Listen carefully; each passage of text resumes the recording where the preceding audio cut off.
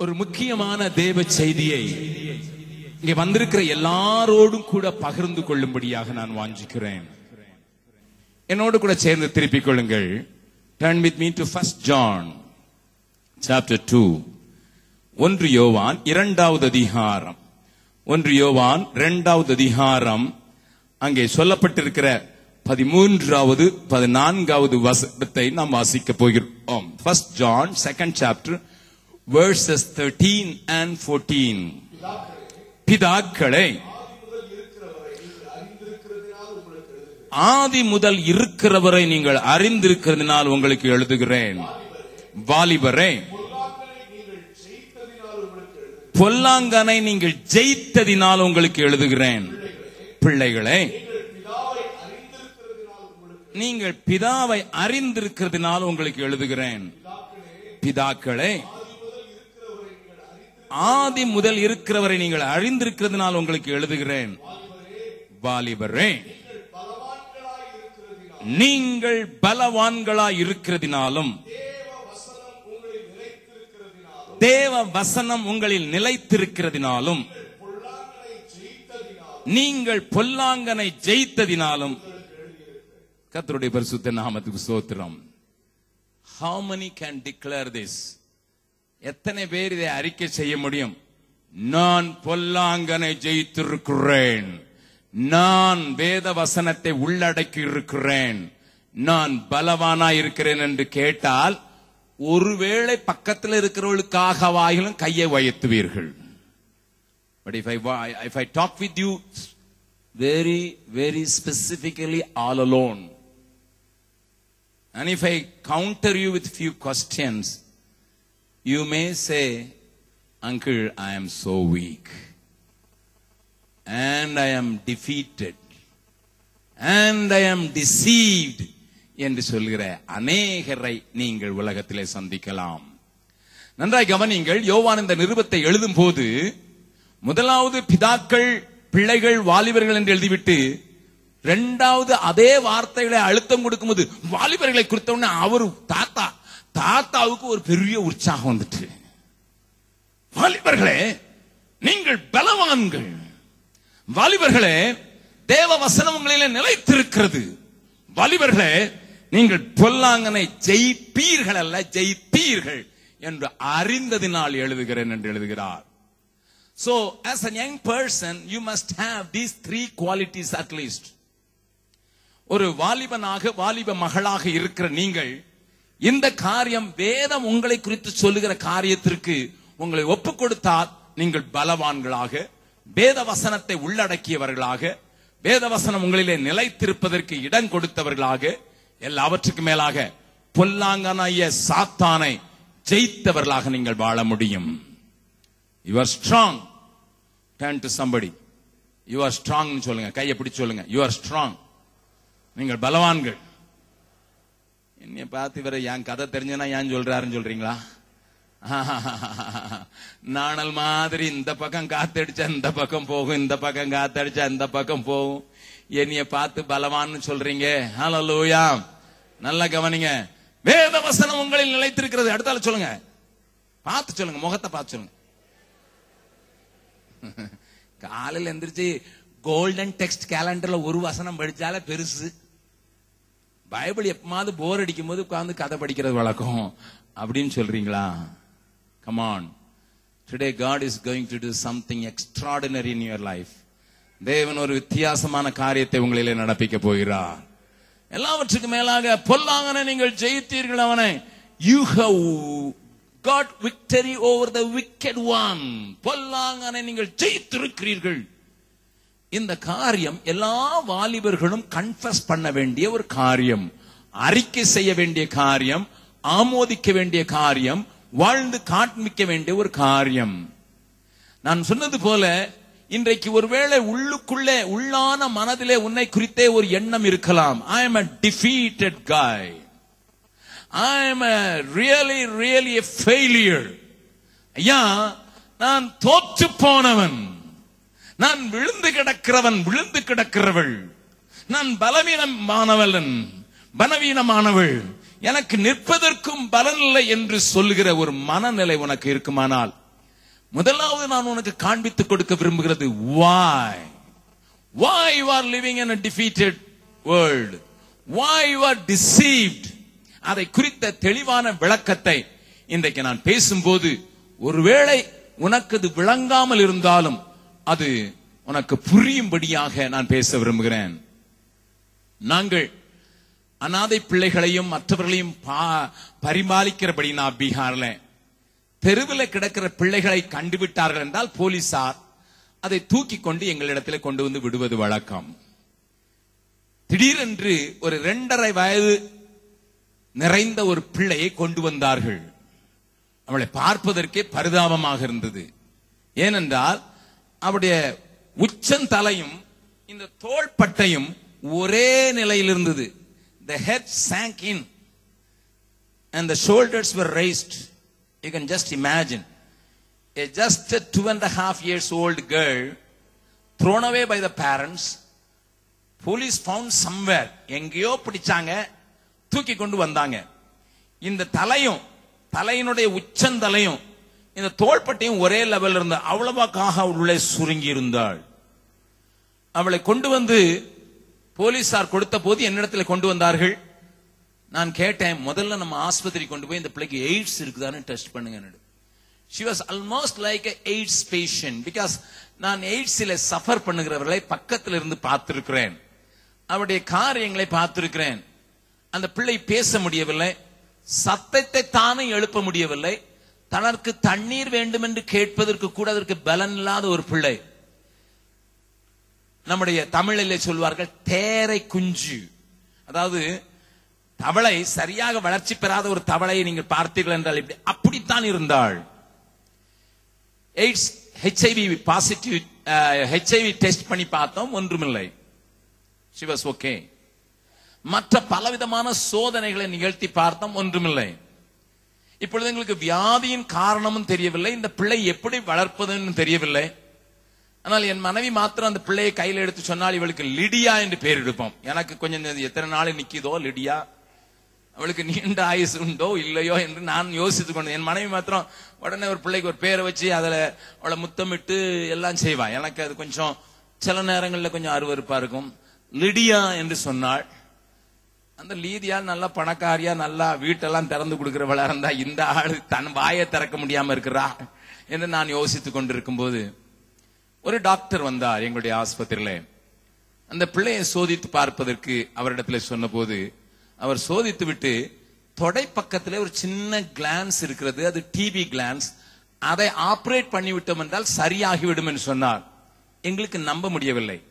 ஏனென்றால் அந்த கிளான்ஸை நாங்கள் பார்க்க முடியவில்லை, அந்த கிளான்ஸ் பெரிதாகவும் இல்லை, ஆகவே ஒரு பெரிய மாற்றமும் தெரிந்த மாதிரி தெரியவில்லை. But anyway, as a doctor advised, we operated that gland and removed that gland. That's the end of her tragedy. எல்லாம் முடிந்து விட்டது. இப்ப நீங்க பாத்தீங்கன்னா அப்படி வந்து கம்பீரமா நின்னுட்டு அங்கிள் பிரைஸ் தி லார்ட் அப்படி பார்க்கணும் லேடியா. அவளை பாக்குறதுக்கு எனக்கு ஆச்சரியமா இருக்கும். என்ன நடந்தது?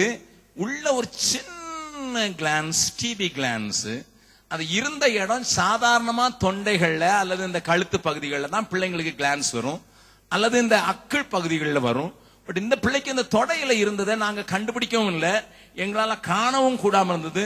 But an intensive test alone brought that out, and when we treated that properly, she is strong, going to the school now. Hallelujah. She is in the first standard now. கர்த்தருடைய பரிசுத்த நாமத்தை ஸ்தோத்திரம். எதற்கு நான் சொல்கிறேன்? அநேக நேரங்களில் நம்முடைய ஆவிக்குரிய வாழ்க்கையினுடைய பலவீனங்கள் ஏன் என்று தெரியாமல் இருக்கலாம். வேதம் சொல்கிறது நீங்கள் பலவான்களா இருக்கிறீர்கள் என்று. வேதம் சொல்கிறது நீங்கள் பலவானை நீங்கள் ஜெயித்திருக்கிறீர்கள் என்று. பட் ஏன் நடக்கவில்லை? எதற்கு நடக்கவில்லை? ஒன்றும் வெளிப்படையான அடையாளங்கள் காணவில்லையே. ஒருவேளை ஆலயத்திற்கு நான் ஒழுங்காக சென்று கொண்டிருக்கலாம், யூத் மீட்டிங்கிலே கலந்து கொண்டிருக்கலாம், மற்ற இடங்களிலே ஆவிக்குரிய ஈடுபாடு கொண்டிருக்கலாம். But why it's not happening? எதற்கு ஏன் எனக்குள்ளே நடக்கவில்லை என்கிற ஒரு பெரிய கேள்வியோடு கூட இந்த காலை வேளையில் நீங்கள் வந்திருக்கலாம். வேதத்தின் அடிப்படையில் சில காரியங்களை நான் உங்களுக்கு காண்பித்துக் கொடுக்க விரும்புகிறேன். விசேஷமாக I would like to bring 4 important truths which can weaken your spiritual life, which can make you having a defeated life. ஒரு தோற்று போன வாழ்க்கைக்கு உன்னை தள்ளி உன்னை பலவீனப்படுத்துகிற சில காரியங்களை இந்த காலை வேளையில காண்பித்து அதிலிருந்து மேற்கொள்ளும்படியான பலத்தை தேவன் உனக்கு தரும்படியாக உனக்கு ஆலோசனை சொல்லும்படியாக தேவன் உங்களை இங்கே கொண்டு வந்திருக்கிறார். நான் சொன்னது போல 4 காரியங்கள், 4 வார்த்தைகளை அடக்கிய காரியங்களுக்கான சம்பவங்களை சொல்லி அந்த 4 வார்த்தைகளை சொல்லி அது மறக்காதபடி உங்கள் வாழ்க்கையில செயல்படுவதற்கு தேவன் உதவி செய்வாராக. இதை புரிந்து கொள்வதற்காக, இந்த உண்மைகளை புரிந்து கொள்வதற்காக ஒரு பிக்சோரியல் லாங்குவேஜ் என்று சொல்வார்களே, டைப்பாலஜி என்று சொல்வார்களே, அதை பழைய ஏற்பாட்டிலிருந்து நான் காண்பித்துக் கொடுக்க விரும்புகிறேன். இந்த உண்மையை புரிந்து கொள்வதற்காக, நம்மை பலவீனப்படுத்தி நம்மை தோற்று போக பண்ணுகிற காரியங்களை புரிந்து கொள்வதற்காக நான் உங்களுக்கு பழைய ஏற்பாட்டில் இருக்கிற ஒரு புஸ்தகத்திலிருந்து சில காரியங்களை காண்பித்துக் கொடுக்க விரும்புகிறேன். I would like to take you to the Old Testament, which is a typology of many of our spiritual battles. அதை புரிந்து கொள்வதற்கு நான் உங்களுக்கு அதை காண்பித்துக் கொடுக்க விரும்புகிறேன். தேவன் நம்மோடு கூட பேசுவார் என்று நான் விசுவாசிக்கிறேன். 4 காரியங்களை பேசுவதற்கு கொஞ்சம் வேகமாக நான் நேரத்தை எடுத்துக்கொள்கிறபடினால கொஞ்சம் ஸ்பீடா பேச விரும்புகிறேன். சிலருக்கு சரியாக தமிழ் விளங்காது என்கிறபடினால இடையில ஆங்கிலத்தை நான் உபயோகப்படுத்த வேண்டிய அவசியம் உண்டு. ஆகையினால தமிழும் ஆங்கிலமும் தெரிந்தவர்களுக்கு அது அட்வான்டேஜ், தமிழ் மாத்திரம் தெரிந்தவர்களுக்கு அது டிஸ்அட்வான்டேஜ், ஆங்கிலம் மாத்திரம் தெரிந்தவர்களுக்கு இன்னும் டிஸ்அட்வான்டேஜ். அதனால என்னை பொறுத்துக் கொள்ளும்படியாக நான் உங்களை கேட்கிறேன். Please bear with me as I have to cope up with the whole crowd. இதை புரிந்து கொள்வதற்கு யோசுவாவின் புஸ்தகத்தில் இஸ்ரவேல் ஜனங்களுடைய நிலைமையிலிருந்து 4 முக்கியமான காரியங்களை காண்பிக்க விரும்புகிறேன். Turn with me to the book of Joshua and we are going to meditate on the things happen to the Israelites, and I am going to take few incidents and show you which can weaken your spiritual life, which can make you having a defeated life. ஒரு தோற்று போன வாழ்க்கைக்கு உன்னை தள்ளுகிற ஒரு காரியத்தை காண்பித்துக் கொடுப்பதற்காக முதலாவது நான் அந்த புஸ்தகத்திலிருந்து சில காரியங்களை தெளிவாக காண்பிக்க விரும்புகிறேன். நன்றாய் கவனியுங்கள். ஆண்டவர் யோசுவாவை அழைத்து அவர் செய்ய போகிற காரியங்களை அங்கே சொன்னார். அவனுக்கு வாசிக்கலாம். யோசுவாவின் புஸ்தகம், book of Joshua, first chapter, முதலாவது அதிகாரத்துல ஆண்டவர் அவனுக்கு சொன்ன சில கொடுத்த வாக்கு தத்தங்களை அவனுக்கு மாத்திரமல்ல தலைவனாகி அவனுக்கு கொடுத்ததினாலே அதை தன்னுடைய மக்களுக்கும் சேர்த்தே கொடுக்கிறார் என்பதை நீங்கள் புரிந்து கொள்வதற்காக நான் அதை காண்பிக்க விரும்புகிறேன். வாசிக்கலாம். 3வது வசனத்தையும் 5வது வசனத்தையும் வாசிக்கலாம். நான் மோசேக்கு சொன்னபடி உங்கள் காலடி மிதிக்கும் எவ்விடத்தையும் உங்களுக்கு கொடுத்தேன். கொடுப்பேன் என்று இருக்கிறதா, அது கொடுத்தேன் என்று இருக்கிறதா? I have given already. They are still in the desert. They haven't crossed the river Jordan. யோர்தான் நதியை அவர்கள் கடக்கவில்லை. இன்னமும் ஆண்டவர் கொடுத்த வாக்குத்தத்தத்தின் தேசத்திற்கு அவர்கள் காலடி எடுத்து கூட வைக்கவில்லை. முதல் அடிதானும் வைக்காத அவர்களை பார்த்து ஆண்டவர் சொல்கிறார், I have already given. நான் உங்களுக்கு கொடுத்தேன். நீங்கள் காலடி வைக்கும் தேசத்தை, எடுத்து வைக்க போகிற தேசத்தை உங்களுக்கு கொடுத்தேன் என்று ஆண்டவர் ஒரு தெளிவான உறுதியான ஒரு வாக்குத்தத்தத்தை கொடுக்கிறார். 5வது வசனத்தை வாசிக்கலாம். உயிரோடு இருக்கும் நாளெல்லாம், நீ உயிரோடு இருக்கும் நாளெல்லாம் ஒருவனும் உனக்கு முன்பாக எதிர்த்து நிற்பதில்லை. What does it mean? You will be victorious all the time. ஒருவனும் உனக்கு எதிர்த்து நிற்பதில்லை. You will have victory after victory after victory. You will never be defeated. இதுதான் தேவன் தன்னுடைய ஜனங்களுக்கு அந்த தேசத்திற்குள்ளே போவதற்கு முன்னதாகவே அவர்களை குறித்து வைத்திருக்கிற நோக்கத்தை, அவர்களுக்கு கொடுக்கிற திட்டத்தை அவர்கள் ஆண்டவர் நிறைவேற்றுவேன் என்று சொல்லி கைப்பிடித்து சொன்ன காரியம். தம்பி, when God gives a promise, take it as it is. Whether you are in that place or not, but take it. அவர் உனக்கு வாக்குத்தத்தம் கொடுப்பார் என்றால் நீ அந்த இடத்திற்கு போவதற்கு முன்னதாகவே அதை தந்து விட்டார் என்று விசுவாசிக்கிறவன் பதறான். விசுவாசித்தால் தேவனுடைய மகிமையை காண்பாய். எதை விசுவாசிக்க சொல்ல? எதையோ விசுவாசிக்க சொல்ல. தேவன் உன்னை பார்த்து சொல்கிற, வாலிபனே நீ பலவானை ஜெயித்ததினால் என்று சொன்னார் என்றால், yes Lord, when that is your desire, that is me என்று சொல்லுங்கள். அதுதான் நம்முடைய விருப்பம் என்றால், அதுதான் நம்முடைய சித்தம் என்றால், அது நான் என்று சொல்லுங்கள். தைரியப்படுங்கள், பலம் கொள்ளுங்கள். நன்றாய் கவனியுங்கள்.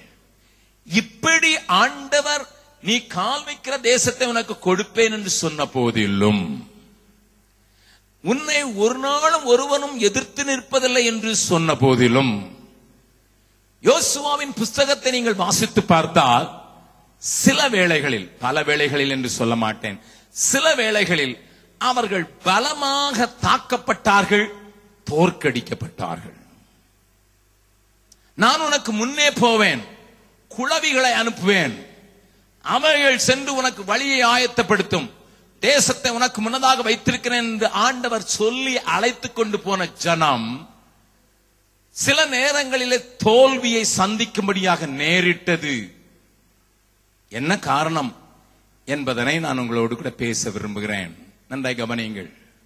I am going to talk about the things which happen in the lives of the Israelites. Because of the great promises, they were moving on, but in few incidents they were defeated, deceived. அவர்கள் தோற்று போனது மாத்திரமல்ல, வஞ்சிக்கப்பட்டார்கள். அதோடு கூட அவர்கள் பலவீனர்களாக மாறி போனார்கள். இதனை அந்த யோசுவாவின் புஸ்தகம் முழுவதும் பார்க்கலாம். ஆனால் எல்லாவற்றையும் சொல்லி பேசுவதற்கு நேரம் இல்லாததினால 4 முக்கியமான காரியங்களை நான் பார்க்க விரும்புகிறேன். Almost you may be knowing how the Israelites were led into the promised land by Joshua.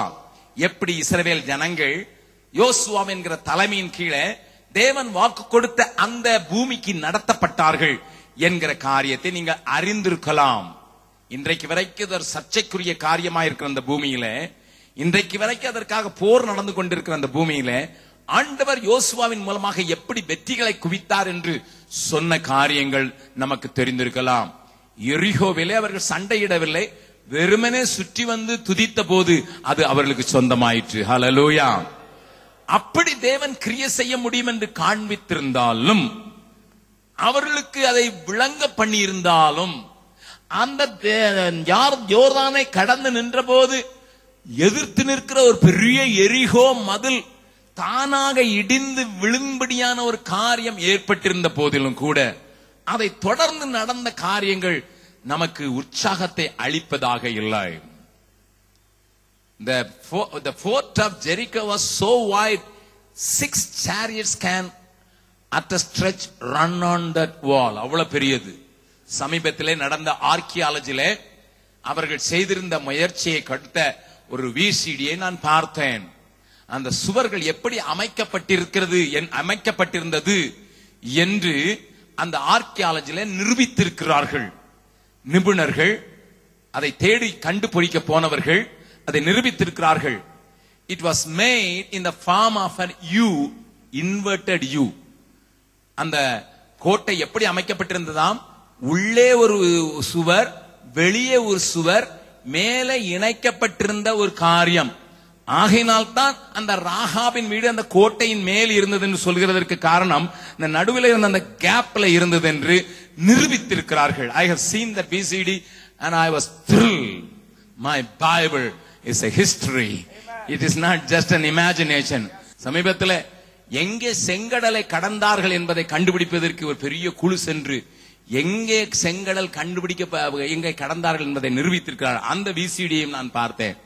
பார்வோனுடைய ரதத்தில கலண்டு போன அந்த சக்கரம் வரை இன்றைக்கு கண்டுபிடிக்கப்பட்டிருக்கிறது. ஹல்லேலூயா. It was gold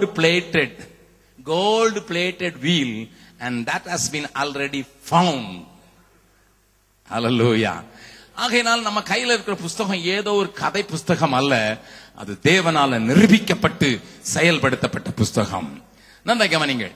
இப்படி இருக்கிற அந்த பெரிய எரிகோ மதில், இந்த பக்கமும் மதில் அந்த பக்கம் மதில், ரெண்டையும் இணைக்கிறது உள்ளுக்குள்ளே ஓடலாமாம். மேலே மாத்திரம் அதனுடைய அகலம் 6 ரதங்கள் செல்லக்கூடியதான அத்தனை அகலமா இருந்தது. ஏதோ பாட்டு பாடணும் உளுந்துட்டு சென்னையில 5 இன்ச்சுக்கு ஒரு செங்கல் கட்டி இடிச்சாங்க, அதை சொல்லல. அந்த கதை உங்களுக்கு தெரிய வேண்டாம். It's not a small wall. It was not a small wall. It was such a big thick wall. Not only one wall, it is two walls connected, and that was destroyed by the praises of Israel. Hallelujah. நல்லா கவனிங்க. அப்படிப்பட்ட மகத்துவத்தை தேவன் அவர்களுக்கு காண்பித்திருந்தார். நான் உனக்கு கொடுப்பேன் என்று சொன்ன தேசத்தை கொடுப்பதற்கு நான் முன்னே போகிறேன் என்று சொல்லியிருந்தார். But in spite of that, அப்படிப்பட்ட ஒரு காரியத்திற்கு பின்னரும் அவர்கள் தோற்கடிக்கப்பட்டதற்கான 4 காரியங்களை நான் உங்களுக்கு சொல்ல விரும்புகிறேன். நன்றா கவனிங்கள். முதலாவது, எடுத்துக்கொண்டார்கள். இரண்டாவது, வாங்கிக் கொண்டார்கள். மூன்றாவது, வைத்துக் கொண்டார்கள். நான்காவது பேசும்போது சொல்றேன். நாளையும் சொல்லிட்டேன்னா இப்பவுமே அதையே தான் யோசிச்சுட்டு இருப்பீங்க. அல்லேலூயா. நல்லா கவனிங்க. முதலாவது, மறுபடியும் சொல்கிறேன், முதலாவது எடுத்துக்கொண்டார்கள், இரண்டாவது வாங்கிக் கொண்டார்கள், மூன்றாவது வைத்துக் கொண்டார்கள், நான்காவதை பின்னதாக சொல்கிறேன் என்று சொல்லியிருக்கிறேன். ஆங்கிலத்தில் சொல்கிறேன், they took it, they accepted it. நல்லா கவனிங்க, they kept it. பக்கத்தில் உங்க கையை பிடிச்சு சொல்லுங்க, எதையாவது எடுத்துக்கொண்டால், எதையாவது வாங்கிக் கொண்டால், எதையாவது வைத்துக் கொண்டால் கொஞ்சம் ஜாக்கிரதையா தான் இருக்கணும். ஓஹோ. If you have taken something, if you have accepted something, if you have kept something, you may face defeats and you may be weak in your life and you will never enjoy the promises of God. இப்பமே உங்க மனசு எங்கெல்லாம் போய் எதெல்லாம் வாங்கினேன், எதெல்லாம் ஏற்றுக்கொண்டேன் அப்படின்னு சொல்ல ஆரம்பிச்சிட்டு, praise the Lord. வாசிக்கலாம் 7வது அதிகாரம், யோசுவாவின் புஸ்தகம் 7வது அதிகாரம், முதலாவது வசனத்தை வாசிக்கலாம். இஸ்ரவேல் புத்திரர் 7:1. இஸ்ரவேல் புத்திரர் சாபத்தீடானதிலே துரோகம் பண்ணினார்கள். சாபத்தீடானதிலே துரோகம் பண்ணினார்கள். எப்படியெனில் யூதா கோத்திரத்தில் சேராகுடைய குமாரனாகிய சப்தியின் மகன் கர்மிக்கு பிறந்த ஆகான் என்பவன் சாபத்தீடானதிலே சிலதை எடுத்துக்கொண்டான். ஆகையால் போதும், உங்களுக்கு இந்த கதை தெரிந்திருக்கலாம். அங்கே ஆண்டவர் ஒரு காரியத்தை தெளிவாக சொல்லியிருந்தார். இந்த எரிகோ பட்டணத்தை உங்கள் வசத்திலே கொடுக்கிறேன். அந்த பட்டணத்தின் ஒரு பொருளையும் நீங்கள் தொடக்கூடாது. ஏனென்றால் என்னுடைய கண்ணோட்டத்தில் அத்தனையும் சாபத்தீடானது. நல்ல கவனிங்க. தேவன் ஜனங்களை பார்த்து தெளிவாக சொல்லியிருந்தார், நான் இந்த எரிகோ பட்டணத்தை உங்களுக்கு தருகிறேன். நீங்கள் கையை வைத்து தொடாமலேயே இந்த பட்டணத்தின் மதில்கள் இடிந்து விழும். The whole wall will be collapsed at one stroke of your voice. You are not going to touch it. But I am declaring the whole Jericho as a cursed place. இது தள்ளப்பட்டது, abomination for me.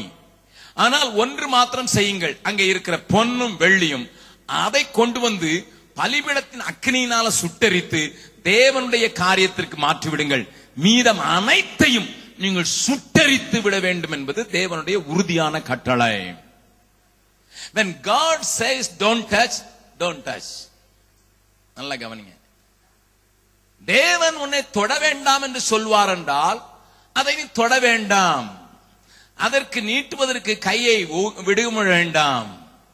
ஆண்டவர் அதை குறித்து தெளிவான காரியத்தை ஜனங்களுக்கு சொல்லி இருந்தார். I am going forth, I am fighting your battle, but do one thing, listen to me, obey me. என்னுடைய வார்த்தை அப்படியே கேட்டுக்கொள். நீ கை போடாதே, நீ அதை எடுத்துக்கொள்ளாதே. அதனால தான் அந்த தமிழ் வேதாமத்தில் சொல்லுது சாபத்தீடானது. ஆங்கில வேதாமத்தில் ஒரு டிரான்ஸ்லேஷன் சொல்லுது accursed. அது சபிக்கப்பட்டவைகள், அவைகள் மேல உன் கை வைக்க கூடாது. I have kept it for my fire. அவை எரிப்பதற்கு தான் வைத்திருக்கிறேன். அது அழகானதாக இருக்கலாம், பாபிலோனிய நேர்த்தியான சால்வையாக இருக்கலாம், அது ஒரு ஃபாரின் குட்ஸா இருக்கலாம், வெளிநாட்டு சரக்கா இருக்கலாம், அழகா இருக்கலாம், நேர்த்தியா இருக்கலாம், கிடைப்பதற்கு ரொம்ப கஷ்டமானதா இருக்கலாம், very very precious. Very rare piece. அதுவா இருக்கலாம், ஆனா அதுக்கு என்னதான் வைக்கணும்? தீ வைக்கணும். It should be destroyed. I don't want you to have that. அதை நான் உனக்கு கொடுப்பதற்கு விரும்பவில்லை.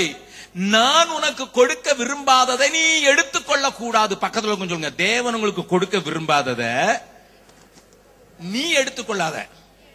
கையப்படி விட்டுறாதீங்க. அது பொண்ணா இருந்தாலும் சரி, ஆணா இருந்தாலும் சரி, வரப்போற மனைவியா இருந்தாலும் சரிதான். தேவன் கொடுக்க போகாததை தொடாதடா. Listen, sometimes we may be attracted by a voice, attracted by the beauty, attracted by many things. But please know one thing, whether it is appointed unto me or not. தேவன் இதை எனக்கு குறித்திருக்கிறாரா? தேவன் இதை எனக்கு தர விரும்புகிறாரா? It may be a job, it may be a course, it may be your place of living, whatever may be said. My dear young people, I would like to say it again and again and again. Do not have anything which God never wanted you to have. தேவன் உனக்கு கொடுக்க விரும்பாததை, தேவன் உனக்கு தர விரும்பாததை, தேவன் உனக்கு வைத்திராததை நீ எடுத்துக்கொள்வது. நான் ஊழியக்காரன், ஊழியத்தில் கூட அப்படித்தான்.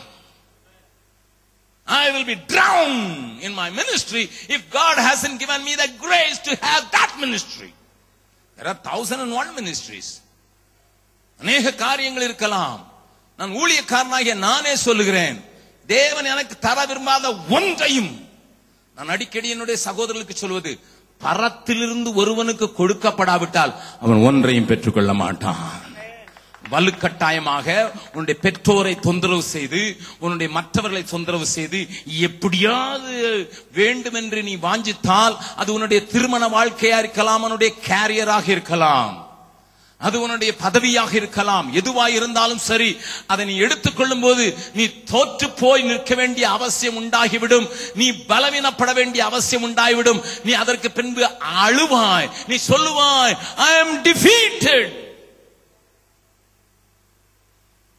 காலை வேளையில அந்த ஆகான் என்பவன் தன் கையை நீட்டி கொஞ்சம் பொன்னையும் வெள்ளியையும் சால்வையும் தனக்கென்று ஆக்கி கொண்டான்.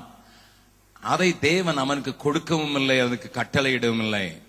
தேசத்தை தேவன் தந்தேன் என்று சொன்னார், பட்டணங்களை தந்தேன் என்று சொன்னார். ஆனால் விலக்கப்பட்ட அந்த காரியத்தை அன்றைக்கு ஏவாள் புசித்தது போலவே விலக்கப்பட்ட காரியத்தை இந்த மனுஷன் தொட்டதினாலே அது முழு கூட்டத்திற்கும் தோல்வியை கொண்டு வந்து விட்டது. ஆண்டவர் யோசுவாவுக்கு சொல்லியிருந்தார், ஒருவன் உனக்கு முன்பதாக நிற்கவில்லை. இப்பொழுது அந்த ஆய் பட்டணத்தில் இருக்க சிலரை இவர்களை விரட்டி அடிக்கும் போது ஓடி வருகிறார்கள், பின் வாங்கி வருகிறார்கள். யோசுவா கேட்கிறான், Lord, you gave me a promise. நீங்க சொன்னீங்க நான் பலவான் என்று, நீங்க சொன்னீங்க நான் பலம் பொல்லாங்கனை ஜெயிக்கிறவன் என்று. But why I am defeated? ஏன் நான் தோற்று போனேன்? ஏன் நான் பலவீனப்பட்டேன்? ஏன் முகம் குப்புற விழுந்து கிடக்கிறான்? இந்த காலை வேளையில நேற்று ராத்திரியில் இந்த செய்தி ஆண்டவர் சொல்லும் போது, இந்த காலையில் எழுந்து அதற்காக ஊக்கமாக ஜெபிக்கும் போது, இந்த கூட்டத்துக்கு வருகிற அநேகருடைய வாழ்க்கையில I want to tell you again, அநேகருடைய வாழ்க்கையில தேவன் விரும்பாததை அல்லது தேவன் கொடுக்க வாஞ்சிக்காததை நீ பின்பற்றுகிறாய் என்று காண்பித்தார். I want to tell you clearly and plainly, there are many people here you are pursuing and you are following, which God never appointed unto you, which never he promised unto you. Rather he has kept that thing away from you. உன்னை விட்டு அதை தூரப்படுத்தி வைத்திருக்கும் போது நீயாக வந்து அதிலே கைகளை வைத்து உன்னதாக்கிக் கொள்வதற்கு நீ துடிக்கிறாய் என்று நான் தைரியமாக சொல்ல முடியும். தேவனோடு கூட பேசுவாராக. ஐயா, வேத வசனம் சொல்லுகிறது போல நான் பொல்லாங்கனை ஜெயிக்கிற ஜெயம் பெற்றவனாக வாழ்வதற்கு இந்த காரியம் எனக்கு தடையாக இருக்குமானால் இன்றைக்கு சொல்லுங்கள், I want to snatch it away. அதிலிருந்து விடுதலை பெற விரும்புகிறேன், அதை விட்டுவிட விரும்புகிறேன். என்கிற ஒரு உறுதியான தீர்மானத்திற்கு நீ வராத பட்சத்தில் உனக்கு எத்தனை பேர் ஜெபித்தாலும் உனக்கு வெற்றி இருக்க போறதில்லை.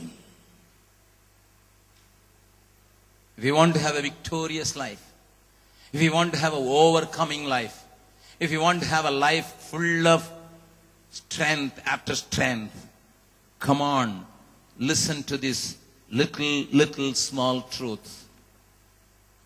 எடுத்துக்கொள்ளக்கூடியவைகள் அல்ல அவைகள், அழகானவைகள், நேர்த்தியானவைகள், ஈர்ப்புக்குரியவைகள் அவைகள். It is so attractive. I am prophesying now. It is so attractive. It may be a job very attractive with all the perks. If it is not from God, never accept it. You may be in a college, you may be in a high school, you may be dreaming big things, you may have a lot of desires even, and you may be deciding to go after it at any cost. But stop and check yourself. நின்று கவனியுங்கள். தேவன் எனக்கு இதை கொடுத்திருக்கிறாரா இல்லையா என்பதை கேளுங்கள். இரண்டாவது அவர்கள் செய்த ஒரு பெரிய காரியம், யோசுவாவின் புஸ்தகம் 9வது அதிகாரத்திலே சில வசனங்களை காண்பித்துக் கொடுக்க விரும்புகிறேன். நான் உங்களுக்கு சொன்ன வார்த்தைகள் ஞாபகம் இருக்கும் என்று நினைக்கிறேன். எடுத்துக்கொண்டார்கள். எடுத்துக்கொண்டது அவர்களை கெடுத்து போட்டது. ஆனால் சில நேரங்களில் நாம் எடுத்துக்கொள்வதில்லை. But we accept. We don't take, but we accept. நல்லா கவனிங்க. எடுத்துக்கொள்வது சில நேரங்களிலே சாத்தியம் இல்லாமல் நாம் கொஞ்சம் ஜாக்கிரதையாக இருக்கலாம். We must be careful. We may be careful. But in taking things for granted, which was abandoned by God. But at the same time, there is a danger in accepting. எடுத்துக்கொள்வது மாத்திரமல்ல, வாங்கிக் கொண்டார்கள். வாங்கிக் கொள்வதும் சில நேரங்களிலே ஆபத்திலே முடியலாம். பார்க்கலாம் 9வது அதிகாரம், 9th chapter. Turn with me to the 9th chapter. வாசிக்கலாம். 1வது வசனத்திலிருந்து நீங்கள் புரிந்து கொள்ளும்படியாக வாசிக்கலாம். யோர்தானுக்கு இப்புறத்திலே 1 முதல் 5 வரை. Joshua 9th chapter verse 1 to 5 for your understanding. Let me read the whole thing. Yeah. யோர்தானுக்கு இப்புறத்திலே, யோர்தானுக்கு இப்புறத்திலே, மலைகளிலும் பள்ளத்தாக்குகளிலும், மலைகளிலும் பள்ளத்தாக்குகளிலும், லீபனோனுக்கு எதிரான பெரிய சமுத்திரத்தின், லீபனோனுக்கு எதிரான பெரிய சமுத்திரத்தின் கரையோரம் எங்கும் உள்ள, கரையோரம் எங்கும் உள்ள ஏத்தியரும், ஏத்தியரும், எமோரியரும், எமோரியரும், கானானியரும், கானானியரும், பெரிசியரும், பெரிசியரும், ஏவியரும், ஏவியரும், எபூசியருமானவர்களுடைய, எபூசியருமானுடைய சகல ராஜாக்களும் அதை கேள்விப்பட்ட போது, சகல ராஜாக்களும் அதை கேள்விப்பட்ட போது அவர்கள் ஒருமனப்பட்டு யோசுவாவோடும் இஸ்ரவேலரோடும் யுத்தம் பண்ண ஏகமாய் கூடினார்கள். எரிகோவுக்கும் ஆயிக்கும் யோசுவா செய்ததை கிபியோனின் குடிகள் கேள்விப்பட்ட போது ஒரு தந்திரமான யோசனை பண்ணி, நல்லா கண்டுபிடிங்க, அந்த வசனத்தை கொஞ்சம் அழுத்தமாகவே சொல்லுறேன். ஒரு தந்திரமான யோசனை பண்ணி தங்களை ஸ்தானாபதிகள் போல காண்பித்து பழைய ரெட்டு பைகளையும் பீரலும் பொத்தலுமான பழைய திராட்சரச துருத்திகளையும்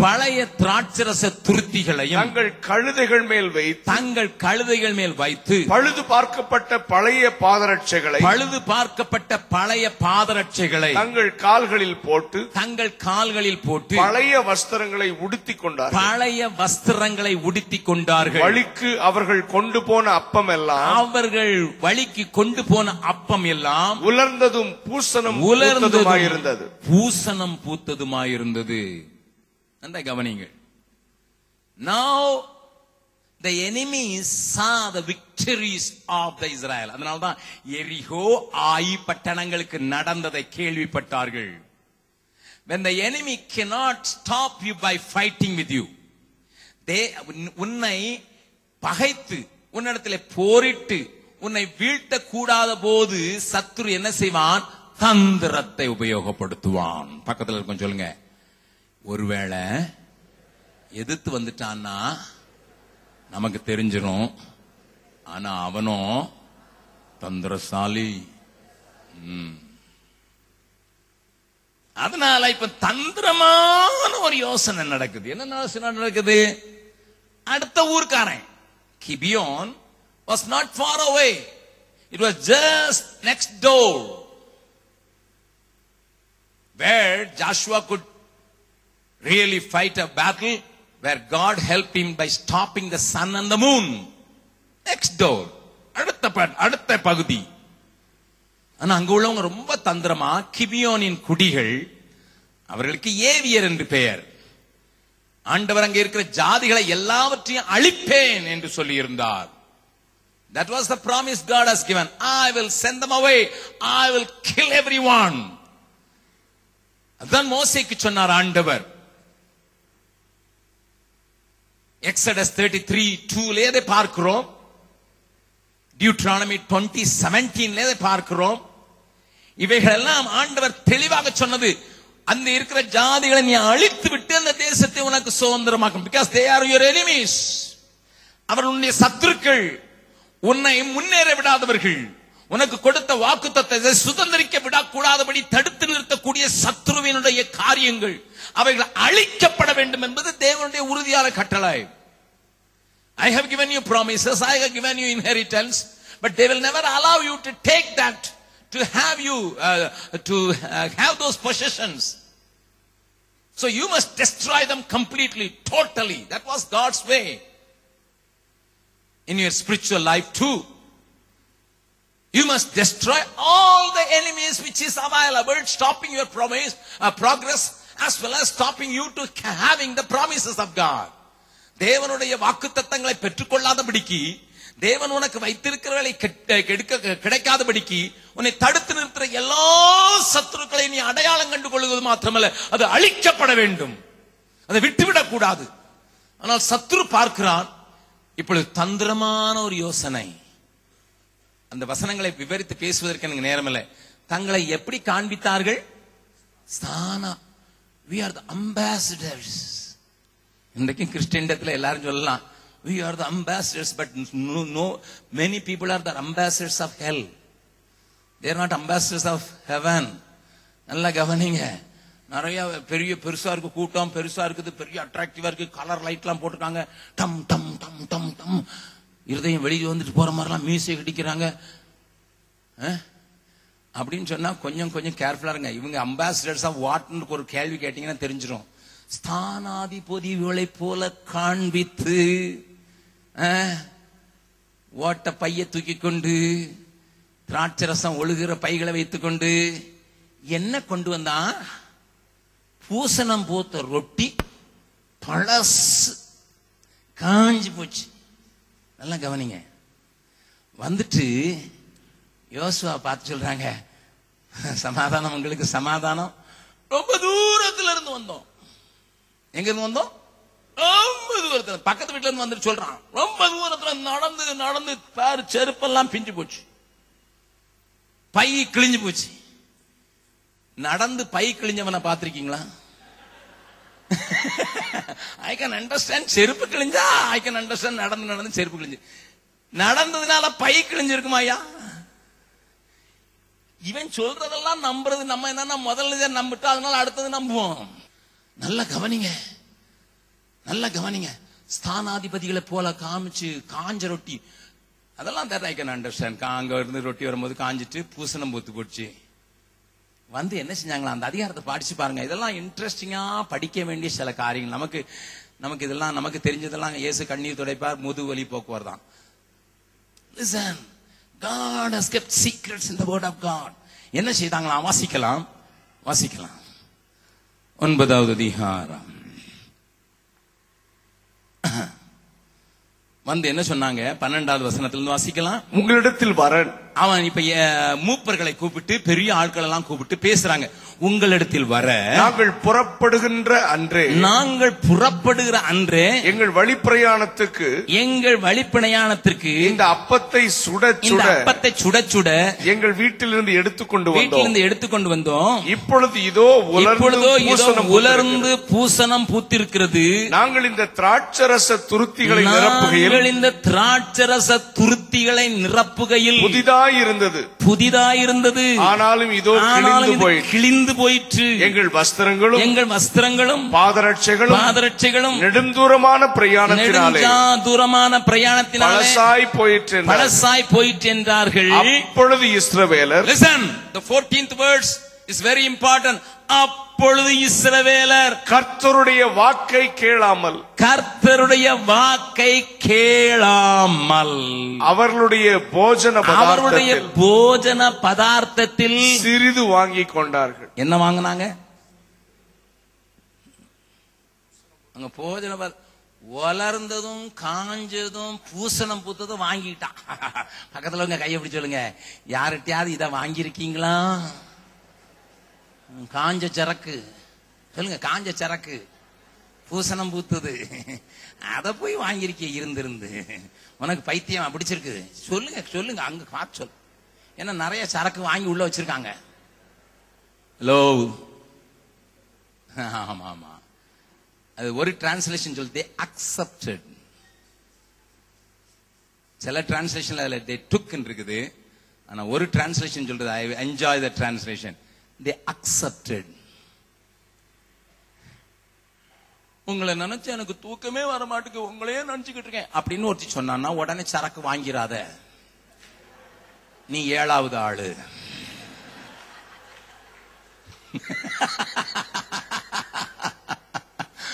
உங்களையே நினைச்சு தூக்கம் வரமாட்டேன்னு சொல்லி யாராவது சொன்ன உடனே அடி அப்ப அவ்வளவு அழகனா இருக்கனா மன்மதன் அப்படின்னு நீ நினைச்சுக்கிடாத, நீ 7வது ஆளு. உனக்கு 6 புருஷர்கள் இருந்தார்கள், அவர்களும் இப்பொழுது இல்லை, இது 7வது ஆள். நம்ம என்ன நினைச்சுக்கிட்டோம், எப்ப அந்த காலேஜ்லயே நம்ம தான் மன்மதன் போல வந்து தானா உழுதுப்பா, தானா உழல மாட்டி வைக்குது. இல்லன்னா திடீர்னு ஒன் நம்பர் திடீர்னு ஐ ட்ரீம் யூ டார்லிங் அப்படின்னு ஒருத்தன் கொடுத்தான்னா அவன் எத்தனை டார்லிங்க்கு அனுப்புனானோ தெரியல. You are one of the darlings. நீ உடனே என் நம்பரை தேடி கண்டுபிடிச்சு என்னமோ கடலுக்குள்ள போய் கண்டுபிடிச்ச மாதிரி, முத்து கண்டுபிடிக்கிறதுக்கு கடலுக்குள்ள போன மாதிரி நீனு நினைச்சிரு, ஐயோ என் நம்பரை எப்படி தேடி கண்டுபிடிச்சு எனக்கு ஒரு SMS அனுப்பி இருக்கிறான்னா உடனே அந்த SMS மறுபடி ஒரே வார்த்தை தான், ஆனா அதை மறுபடி படிச்சு பக்கத்துல மறுபடியும் சொல்லுங்க, பூசணம் பூத்தது அது. It is a rotten bread. It's a rotten bread. I tell you, it's a rotten bread.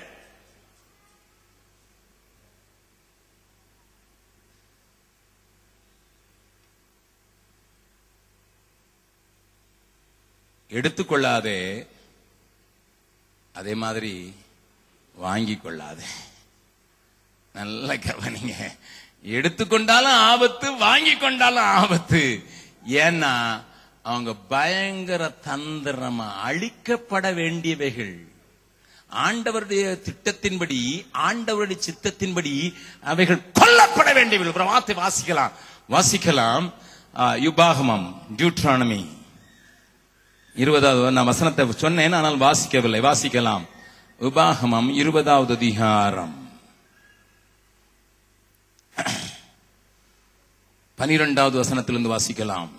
அவர்கள் உன்னோட சமாதானப்படாமல் உன்னோட யுத்தம் பண்ணுவார்கள். 13 வாசிங்க. உன் தேவனாய கர்த்தர் அதை உன் கையில் ஒப்புக் கொடுக்கும் போது அதில் உள்ள புருஷர்கள் எல்லாரையும் பட்டய கருக்கினால் வெட்டி.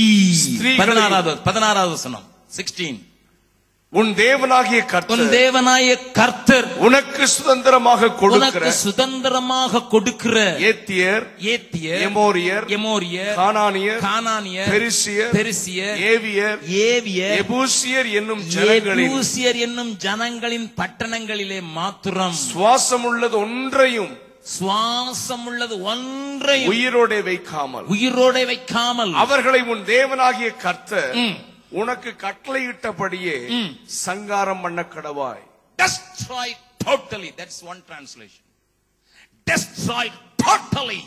Because they are going to be a trap unto you. They are going to be a snare unto you. உனக்கு அவர்கள் கண்ணிகளாக, உனக்கு சுருக்காக மாறிவிடுவதற்கு வாய்ப்புண்டு. ஆகையினாலே ஒன்று சுவாசமுள்ள ஒன்றையும் உயிரோடைக்காம destroy. பிரதர், ஒரு சின்னதான என்கிட்ட இருக்குது, அது இருந்துட்டு போட்டுன்னு சொல்லாதீங்க. தேவன் வெறுக்கிற எந்த காரியமும் உனக்கு தேவையில்லை, சின்னதுதானு சொல்லாதீங்க. சில சொல்லுவாங்க ஹேபிட் ஆயிட்டு கொஞ்சம் கொஞ்சமா தான் போகும். ஹேபிட்டுக்கு ஸ்பெல்லிங் சொல்லுங்க பார்க்கலாம். HABIT இல்லையா? நம்ம கொஞ்சம் கொஞ்சமா போனோம்னா முதல்ல H வெட்டுங்க. அதுல என்ன இருக்கு மீதி? பிட் இருக்குது. பக்கத்தில் சொல்லுங்க, பிட் இருக்குது. அதுக்கு பிறகு ஏ வெட்டுங்க, பிட் இருக்குது. இன்னும் பிட் இருக்குது. அதுக்கு பிறகு பிஏ விட்டுங்க, இட்டு இருக்குது. ஆமா, இன்னும் இட்டு இருக்குது. அதுல ஐய வெட்டுங்க, டெம்டேஷன் இருந்துகிட்டே தான் இருக்கும். ஆமா ஆமா ஆமா ஆமா. ஹேபிட் கொஞ்சம் கொஞ்சமா போக கூடாது, முழுசும் போயிடணும். பக்கத்துல கொஞ்சம் ஹேபிட் கொஞ்சம் கொஞ்சமா போகக்கூடாது. அது ஆண்டவர் விரும்பலன்னா சொல்லுங்க, சத்தமா சொல்லுங்க. ஆண்டவர் விரும்பலன்னா முற்றிலும் அழிக்கப்பட வேண்டும், முற்றிலும் அழிக்கப்பட வேண்டும். யாராவது பூசணம் பூத்துல ரொட்டி கொடுத்தாங்கன்னா வாங்காத வாங்காத வாங்காத. இது ஏமாற்று ரொட்டி, அது ஏமாத்து. அவர்கள் ஸ்தானாதிபதிகளைப் போல காட்சி தரலாம். பல மைல்கள் கடந்து பரலோகம் போய்விட்டு வந்தது போல கதை அடிக்கலாம். வாங்காத. அந்த சரக்கு எனக்கு வேண்டான்னு சொல்றவங்க மாத்திரம் ஒரு அல்லேலூயா சொல்லுங்க பார்க்கலாம். இது வயசானவங்க அல்லேலூயா. வாலிபருடைய அல்லேலூயானா இந்த கூரை கொஞ்சம் உடஞ்சதுன்னா புதுக்க சர்ச்சு கேட்டாங்க, கொஞ்சம் பெருசா கட்டுவாங்க. அல்லேலூயா. உடஞ்சதுன்னா பரவாயில்ல, நான் காசு தர்றேன் உங்களுக்கு. அதனால நீங்க கொஞ்சம் வாலிபர் அல்லேலூயா போடுங்க பார்க்கலாம். பஞ்சாபி அல்லேலூயா போடுங்க பார்க்கலாம்.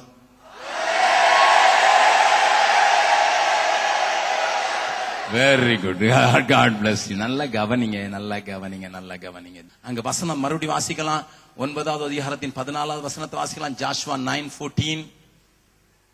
அப்பொழுது இஸ்ரவேலர் கர்த்தருடைய வார்த்தை கேளாமல், கர்த்தருடைய வாக்கை கேளாமல்.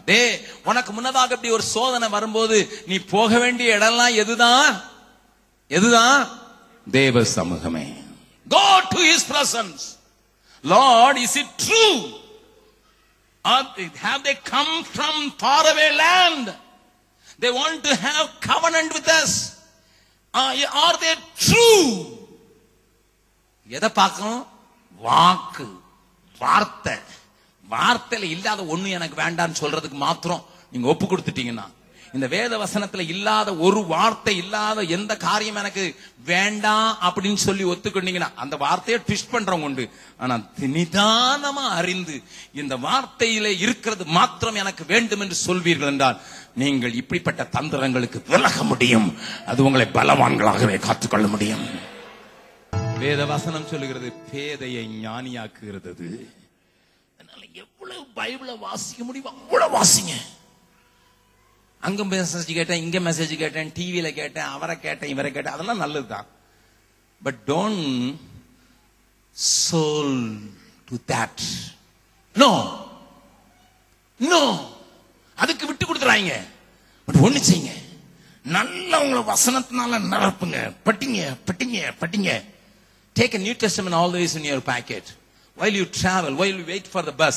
போட்டு அவனோட இவனோட அவனுக்கும் போன் காசு, உனக்கும் போன் காசு, இதெல்லாம் கொஞ்சம் குறைச்சிக்கிட்டு நல்லா வாசிங்க, விளங்குதா இல்லையா வாசிங்க, மறுபடியும் வாசிங்க, மறுபடியும் வாசிங்க, மறுபடியும் வாசிங்க. ஐயா 60 வருஷமா படிக்கிறேன் ஐயா, 60 years. I'm not tired of that.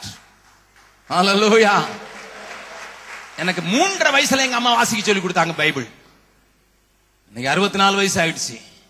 60 more than 60 years I am reading this word. I am not tired of this. I read and read and read and enjoy. Sometimes I dance in my room by reading the word of God. இன்னைக்கு கொஞ்சம் பத்திரமா இருக்கேன்னா காரணமே இந்த வசனம் தான் ஐயா. அல்லேலூயா. பல பகட்டுகள் வந்தது, பல இழுப்புகள் வந்தது, இழுப்புகள் வந்தது, இன்னும் உளத்தள்ள முடியல. அல்லேலூயா. நீதிமான் ஒவ்வொரு நாளும் பகல் மத்தியான வேளையில் இருக்கிற சூரியனை போல உயர்ந்து கொண்டே போவான் என்பது என்னுடைய வாழ்க்கை. I am walking with this God for past 43 years. 43 வருஷம். He is tastier than the previous day. He is precious than the previous day. முன்னால காட்டில் இப்பொழுது அருமையானவர். காரணம் என்னன்னா இந்த வசனத்தினுடைய ஜூஸ் அப்படியே ஒவ்வொரு நாளும் it is fresh. It is fresh. வாக்க கேட்காம அவங்க மொழியில நம்பிட்டாங்க. அவங்க சொன்ன வார்த்தை அப்படியே நம்பிட்டாங்க. அவங்களுடைய பசப்பு மொழியில நம்பிட்டாங்க. அவங்க தோற்றத்தை பார்த்து நம்பிட்டாங்க. வெளிப்புறத்தை பார்த்து நம்பிட்டாங்க. வாயின் வார்த்தைகளை பார்த்து நம்பிட்டாங்க. வெளித்தோற்றத்தை பார்த்து நம்பிடாத. லிசன். வெளித்தோற்றத்தை பார்த்து நம்பிடாத. இலங்கைக்கு போயிருந்தேன், கொழும்பு பட்டணத்துக்கு போயிருந்தேன். கொழும்பு பட்டணத்துல சில வாலிபர்கள் இதுக்குன்னே தெரியுறாங்க. Ask brother Wesley. என்ன நடக்கும் தெரியுமா? அவனுக்கு ஒரு வேலையும் கிடையாது, வெட்டியும் கிடையாது, இப்பவும் சூட்டோட தான் இருப்பான். அங்க ஏர்போர்ட்டுக்கு பக்கத்துல, கொழும்பு ஏர்போர்ட்டுக்கு பக்கத்துல ஒரு பெரிய ரெடிமேட் இண்டஸ்ட்ரி இருக்குது. ரெடிமேட் கார்மெண்ட்ஸ், பெரிய எக்ஸ்போர்ட் செய்யற பெரிய ஸ்தாபனங்களை கொண்ட பெரிய பெரிய கம்பெனிஸ் இருக்குது. அங்க நிறைய கேர்ள்ஸ் கிராமங்கள்ல இருந்து ரெக்ரூட் ஆகி அங்க டெய்லரிங்க்கு வருவாங்க. அவங்களுக்கு வேலையே டெய்லரிங். ஏன்னா நீங்க உங்களுக்கு தெரிஞ்சிருக்கலாம், ஸ்ரீலங்கால இருந்து the dresses are going like anything outside, the cotton dresses, shirts made in USA ன்னு போட்டிருப்பான், but that's made in Sri Lanka. அப்படிப்பட்ட இடத்துல இந்த பிள்ளைகளுக்கு இவன் அந்த ஃபேக்டரி வாசல்ல டையும் கோட்டுன்னு பாசிரிப்பான். எந்த ஊர்ல இருந்து வந்திருக்கீங்க, உங்களுக்கு தங்குறதுக்கெல்லாம் வசதியா இருக்கா, ஏதாவது உதவி வேணா செய்யுங்க, நாங்க இந்த ஊருக்காரங்க, நாங்க இங்கே இருக்கோமா. இந்த பிள்ளைங்களுக்கு யாராவது கிடைச்சா போதும் டபக்கன்னு பிடிச்சுக்கணும். அவன் 3 ஷிப்ட்ல 6 தடவை வருவான். 3 ஷிப்ட் நடக்கும், 8 மணி நேரம் 6 தடவை வருவான். உள்ள போகும்போது ஒரு பிள்ளைகிட்ட பேசுவான், வரும்போது வேற பிள்ளைகிட்ட பேசுவான். இந்த பிள்ளைங்க சம்பளத்தை இழந்து, வாழ்க்கை இழந்து, கற்பை இழந்து, சில பிள்ளைங்க சூசைடு பண்ணி இருக்குது. They didn't see the rotten bread in the hands of these fellows. They look like gentlemen. It is applicable to the servants of God too. Listen, sir. My brothers, my sisters, listen. Bible says you are strong. Bible says you are victorious. But in the middle, God says you are keeping the word of God inside. இந்த ரெண்டுக்கும் இடையில ஒரு பெரிய காரியம் வைக்கப்பட்டிருக்கு. நீ பலவான் என்று சொல்லுகிற வேதம், நீ பொல்லாங்கனை ஜெயித்தா என்று சொல்லுகிற வேதம் நடுவில் வச்சிருக்கு. வேத வசனம் உங்களிலே தடித்திருக்கிறது. அதான் கோர், அதான் சென்டர், அதான் கோர். மறந்துடாதீங்க.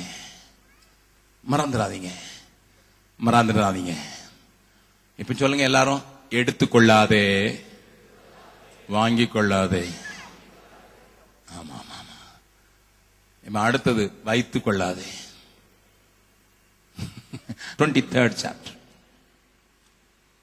Joshua chapter 23.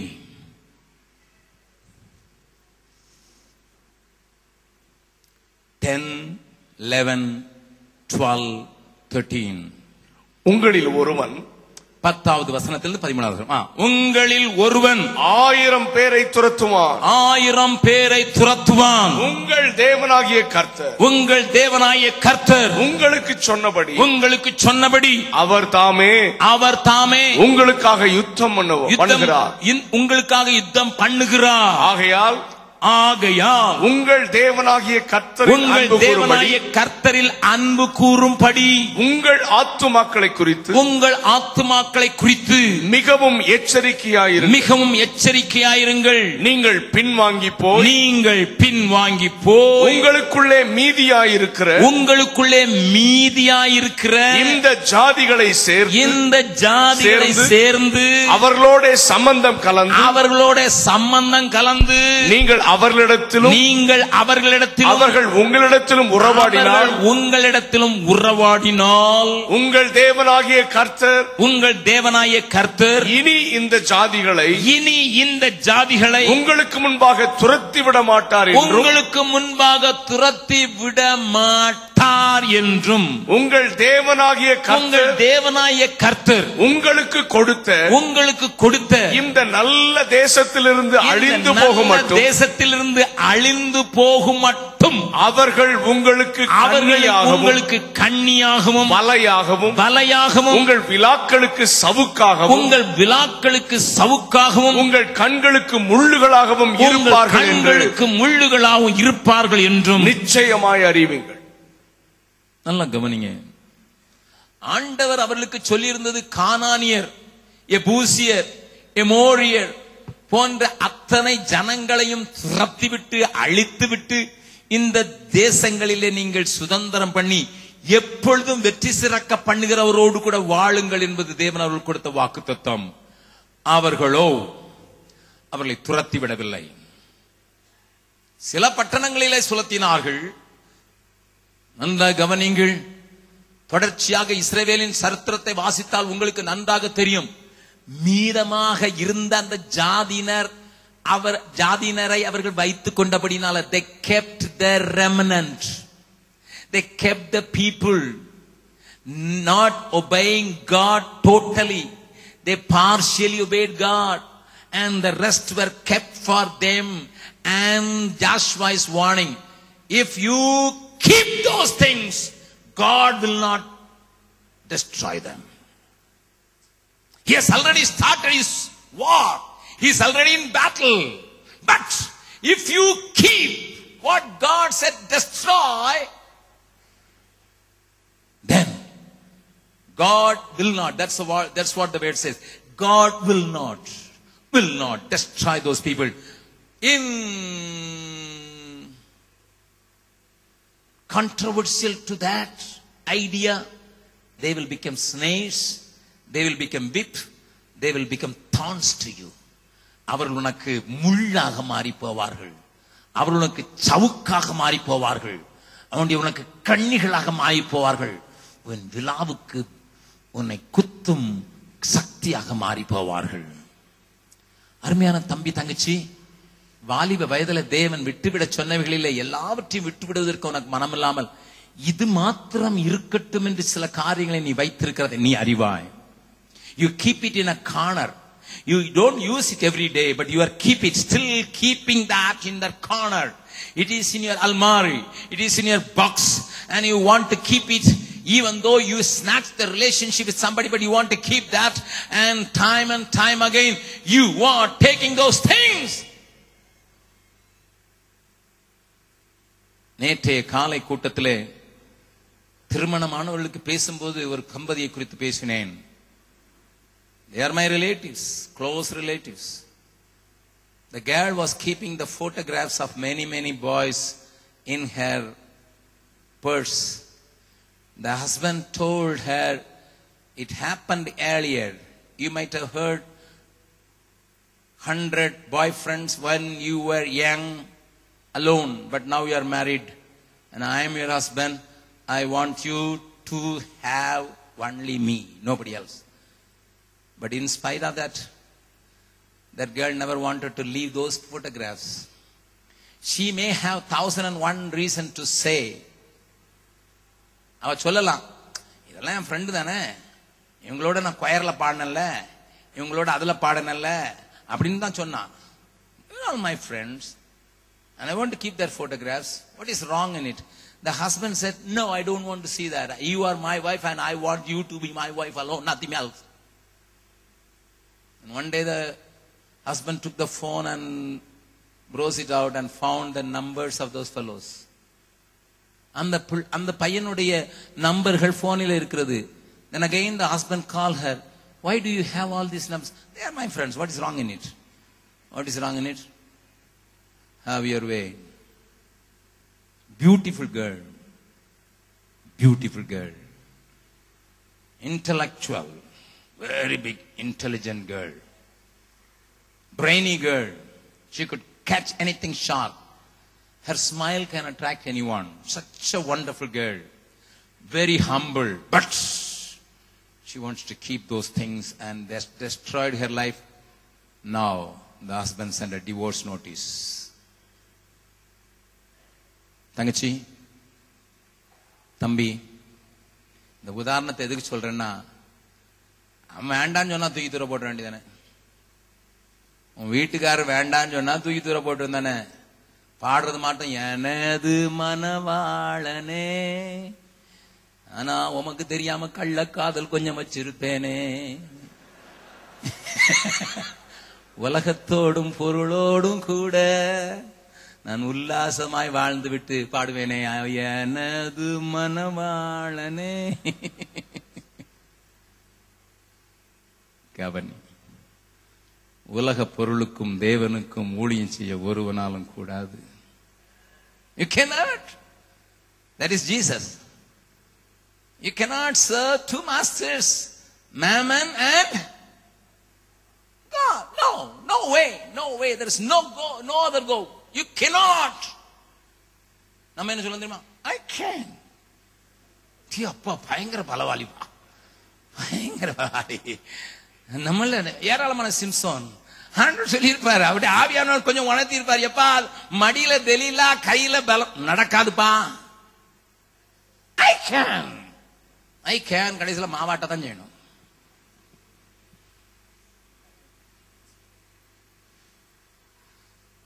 இந்த காலை வேளையில தேவன் உன்னோடு கூட பேசி இருக்கிறார். நீ ஒருவேளை எடுத்துக்கொள்ளாமல் இருக்கலாம், அல்லது வாங்கிக் கொள்ளாமல் இருக்கலாம், ஆனால் வைத்துக் கொண்டிருக்க முடியும். அது உனக்கு சவுக்காக ஏன் மாற வேண்டும்? அது உனக்கு கண்ணியாக ஏன் மாற வேண்டும்? அது உன்னை ஏன் பலவீனப்படுத்த வேண்டும்? அது என்னை ஏன் தோற்று போக பண்ண வேண்டும்? You read the history in the book of Judges. Continuously beware, they saw defeats. உனக்கு முன்னால ஒருத்தன் நிக்க மாட்டேன்னு சொல்லி ஆண்டவர் வாக்கு கொடுத்த வாக்குத்தத்தை நிறைவேறாம போனது காரணம் அவங்கதான். அருமை தம்பி வெஸ்லி பாடல வாக்குத்தம் பண்ணினவர்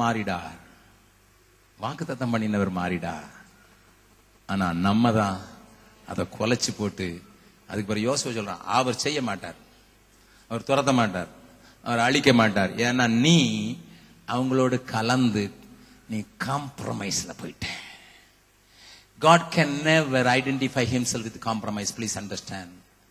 ஒத்து போகிற காரியங்களிலே பாவத்தோடு உலகத்தோடு உலகத்தின் மாயத்தோடு ஒத்து போகிற காரியங்களுக்கு தேவன் ஒரு நாளும் ஒத்துக்கொள்கிறவர் அல்ல. God is not for compromises. Please understand this truth. Understand this truth. இப்ப சமீபத்தில் ஹோமோசெக்சுவல்ஸ் நம்ம நேசிக்க வேண்டும் சொல்லி ஒரு பெரிய புரட்சியே நடந்துகிட்டு இருக்கு எல்லா இடத்துலையும், எல்லா சர்ச்சுகளையும்.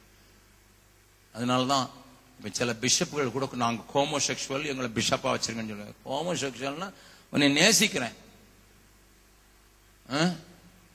ஜெர்மனியில் இருக்கிற ஃபாரின் மினிஸ்டர், நான் ஜெர்மனிக்கு போயிருக்கும் போது ஜெர்மனியில் இருக்கிற ஃபாரின் மினிஸ்டர் போய் இன்னொரு ஆணை கல்யாணம் கட்டுறாரு. ஒருவேளை இந்தியா கவர்மெண்ட் உள்ள விடலாம், நான் எங்க வீட்டுக்குள்ள விட மாட்டேன். நாய் கூட அது செய்யறது இல்லையே.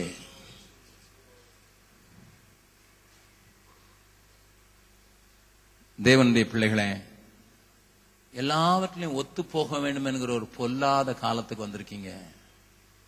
என் ஆண்டவருடைய வேதம் சொல்கிறது, உலகத்துக்கு ஒத்த வேஷம். நல்ல ஒரு பாட்டு பாடினீங்க முன்னால, நான் வித்தியாசமானவன், ஐ எம் டிஃப்ரெண்ட். நான் எல்லாரோடு கூட சேர்ந்து போக முடியாது. I am different. I love everybody, I cry for everybody, but I cannot go with everybody. No.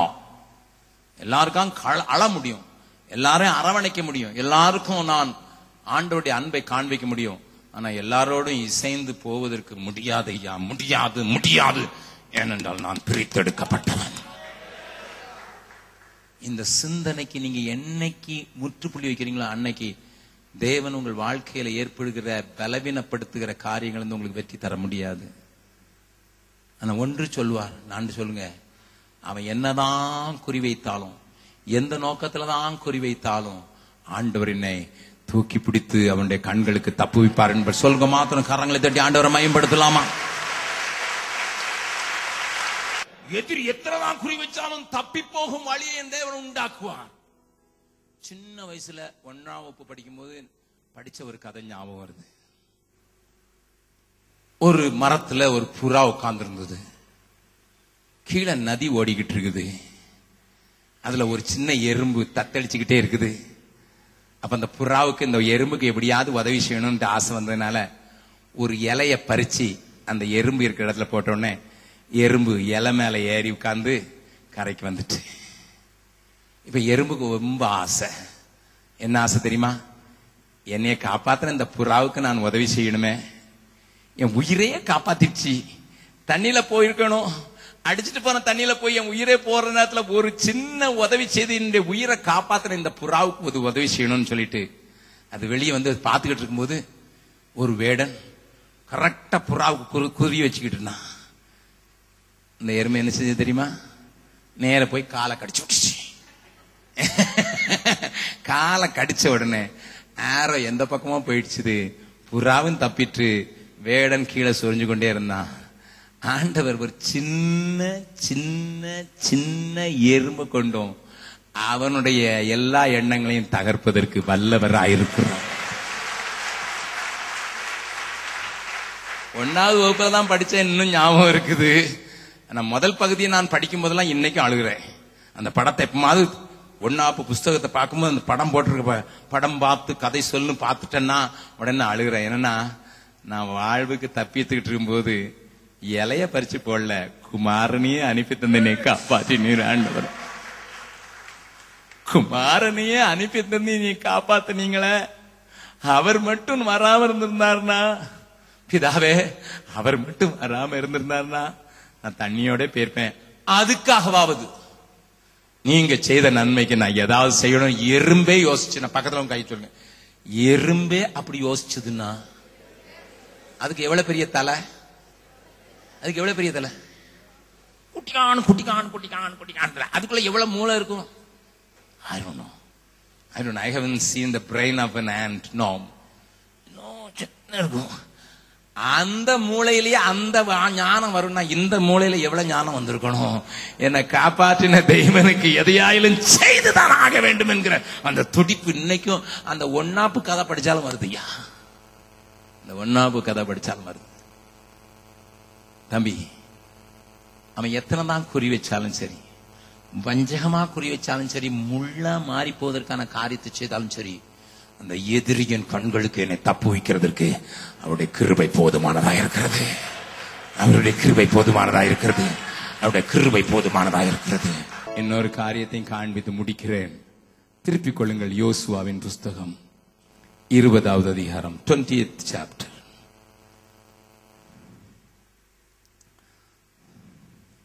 Sorry, 18th chapter. 18வது அதிகாரம். யோசுவாவின் புஸ்தகம் 18வது அதிகாரம் 7வது வசனம். லேவியருக்கு 18:3. யோசுவா Joshua 18:3. ஆகையால் யோசுவா இஸ்ரவேல் புத்திரரை நோக்கி உங்கள் பிதாக்களின் தேவனாகிய கர்த்தர் உங்களுக்கு கொடுத்த தேசத்தை சுதந்தரித்துக் கொள்வதற்கு போகிறதற்கு நீங்கள் எந்த மட்டும் அசதியாயிருப்பீர்கள். They all came to Canaan, but they never enjoyed the freedom and the blessings and the promises of the Lord. எல்லாரும் யோர்தானை கடந்து கானானுக்குள் வந்து விட்டார்கள். பாலும் தேனும் ஓடுகிற அந்த காரியங்களுக்கு வந்த பின்னரும் சுதந்திரிக்க வேண்டியதை சுதந்திரிக்காமல் போனதற்கு ஒரு பெரிய காரியம் அசதியாயிருந்தால். They were slack. They were very slack. Never bothered what God meant for it. Never bothered what God wanted us to do. Never bothered the purpose of God. ஆண்டவர் எங்களை தெரிந்து கொண்ட நோக்கம், எங்களை உண்டாக்கி காப்பாற்றின் நோக்கம், எங்களை ரட்சித்த நோக்கம் எதற்கு என்று தெரியாதபடி வாழ்ந்து விடுவதற்கு தங்களை ஒரு அசதிக்கு ஒப்பு கொடுத்து விட்டார்கள். பக்கத்துல கையை பிடிச்சோங்க. அப்படிப்பட்ட காரியத்திற்கு ஒப்பு கொடுத்து விடாதீர்கள். முதலாவது சொன்னேன், எடுத்துக்கொள்ளாதீர்கள். இரண்டாவது சொன்னேன், வாங்கிக் கொள்ளாதீர்கள். மூன்றாவது சொன்னேன், வைத்துக் கொள்ளாதீர்கள். இப்பொழுது அப்படிப்பட்ட அசதிக்கு ஒப்பு கொடுத்து விடாதீர்கள். அருமையான தேவனுடைய மகனே, தம்பி, தங்கச்சி, சமீபத்தில் ஒரு சகோதரனுடைய சாட்சியை கேட்டுக்கொண்டிருந்தேன். அவருக்கு 2 சகோதரிகள். அவருடைய தந்தை இவர் சிறியவனாக இருக்கும்போது அவருடைய கண்களுக்கு முன்னதாகவே துண்டம் துண்டமாக வெட்டப்பட்டார். லிசன். 2 சகோதரிகள். மூன்றாவதாக பிறந்திருந்த அந்த பிள்ளையுடைய தந்தையை அவருடைய கண்களுக்கு முன்னதாக எதிரிகள் துண்டம் துண்டமாக வெட்டினார்கள். பணத்தினாலே அவர்கள் விடுதலையும் ஆகிவிட்டார்கள். தந்தையற்ற அந்த குடும்பத்திலே தன்னுடைய சகோதரிகளை காப்பாற்ற வேண்டிய பொறுப்பும் தன் தாயை கவனிக்க வேண்டிய பொறுப்பும் இந்த பிள்ளையின் மேலே விழுந்தது. அவர் அந்த நாட்களிலே மிகவும் சிறுவனாய் இல்லாதபடினாலே கூலி வேலை செய்து தன்னுடைய தாய்க்கும் தன்னுடைய சகோதரிகளுக்கும் அவர் உதவ வேண்டிய சூழ்நிலைக்கு தள்ளப்பட்டார். He was only 14, 14 வயதுல. அப்பொழுது அக்காமார் சொன்னாங்க, தம்பி நீ மட்டும் கஷ்டப்பட வேண்டாம்டா, நாங்களும் செங்கல் சுமக்கிறதுக்கு போறோம், நாங்களும் கட்டட வேலையில போய் எப்படியாவது கொஞ்சம் பணத்தை கொண்டு வந்துடும், நம்ம 4 பேர் இருக்கிறோம் குடும்பத்துல. அப்போ அந்த சகோதரன் சொன்னான், அக்கா வேண்டாம், அது உனக்கு ஆபத்தா முடியும். நம்மள அப்பாவை கொன்னவங்க எந்த நேரமும் நம்ம குடும்பத்தையும் அழிக்கணும்னு சொல்லிக்கிட்டே இருக்காங்க, நீங்க வேண்டாம், நான் எப்படியாவது கஷ்டப்பட்டாயிலும் நான் கொஞ்சம் கொண்டு வரேன்னு சொல்றாரு. ஆனா அந்த சகோதரிகள் ஒரு நாள் தன்னுடைய சகோதரனுக்கு தெரியாம 2 பேரும் பக்கத்துல இருந்த ஒரு பெரிய ப்ராஜெக்ட்ல போய் அந்த கான்ட்ராக்டர்கிட்ட பேசி அங்க முதல் நாள் வேலைக்கு போகும்போது முதல் நாளிலேயே மூத்த சகோதரி கற்பழிக்கப்பட்டாள். தம்பி சொன்னா கேட்கல அப்படின்னு சொல்லிட்டு கண்ணீரோடு கூட வந்து அம்மாட்ட சொல்லவும் முடியல. தங்கச்சிக்கு தெரிஞ்சா தங்கச்சியும் வேலைக்கு போகாம நின்றுவான்னு சொல்லிட்டு நான் வேலைக்கு போகலன்னு அக்கா நின்னுட்டா. ஒரு பக்தியான குடும்பம், மற்றவர்களுக்கு தீமை நினைக்காத குடும்பம், அமைதியா இந்த குடும்பத்துல ஒரு பெரிய புயல் போல இந்த புயல் அடிச்சது. அந்த மூத்த சகோதரி கற்பழிக்கப்பட்டவள் வீட்டுல இருந்து வியாதிப்பட்டது போல காணப்பட்டது. தாய்க்கு விளங்கல. ஒரு நாளுமே நம்ம வேலைக்கு போனேன், கேட்டு பார்த்தா தாய்கிட்ட சொல்றதுக்கு வெக்கமா இருந்தது. ஆனா 1 மாசத்துக்கு பிறகுதான் தெரிஞ்சது அவள் கர்ப்பவதியும் ஆயிட்டாங்க. தங்கையும் நிறுத்தினா தம்பி மேல ரொம்ப லோடு விழுந்துரும், அம்மாட்ட சொன்னாலும் குடும்பத்தின் வெக்கம் தாங்காம போயிரும் சொல்லி அவள் வீட்டை விட்டு ஓடிவிட்டாள். எங்க போனான்னு தெரியாது. ஒருவேளை தற்கொலை செய்து கொண்டிருக்கலாம், நோ ஐடியா. இப்ப இந்த தம்பிக்கும் விளங்கல, தங்கச்சிக்கும் விளங்கல. அம்மாவுக்கும் பைத்தியம் பிடிச்ச மாதிரி ஆயிடுச்சு. என் புருஷனை தான் துண்டு துண்டமா கட்டினாங்க, என் வார்த்தைக்கு கீழ்ப்பிடிக்கிற இந்த பிள்ளைய இப்படி போயிட்டாளேன்னு சொல்லி அந்த கவலையில அம்மா ஒரு நாள் இறந்து போனாங்க. தன்னுடைய அக்காவையும் தன்னையும் பாதுகாக்க கூடாத ஒரு சூழ்நிலை. ஒரு நாள் வேலைக்கு போறேன்னு காலையில எழும்பி போகும்போது அகைன் தோஸ் பீப்புள், அவங்க அப்பாவை துண்டம் துண்டமா வெட்டி கொண்டு போனவங்க அதே 4 பேர் வந்தாங்க. அவன் கண் முன்னாலே அவனுடைய அடுத்த சகோதரி இழுத்து கொண்டு போயிட்டாங்க. இப்ப எனக்கு ஒண்ணுமே விளங்கல.